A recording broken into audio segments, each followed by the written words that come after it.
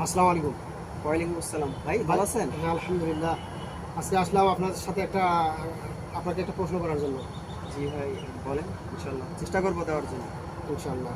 প্রশ্নটা হলো, কোরআন শরীফে কোন দুটি সূরার নাম এক হরফে লেখা আছে? কোরআনুল কারিমের মধ্যে কোন দুটো চূড়া মানে এক হরফে লেখা আছে? হ্যাঁ হ্যাঁ, ভাই আমি এটা পড়েছিলাম। সময় 10 সেকেন্ড। 10 সেকেন্ড। আমি এটা পড়েছিলাম সূরাতুল কফ। সূরাতুল কফ। আরেকটা? আরেকটা সূরাতুল সদ। আলহামদুলিল্লাহ।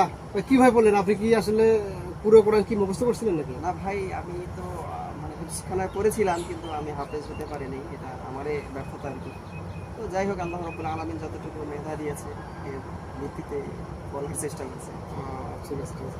প্রিয় দর্শক মণ্ডলী, আপনারা অবশ্যই এই ধরনের ভালো ভালো ভিডিওর জন্য আমাদের পেজের পাশে থাকবেন। ধন্যবাদ সবাইকে।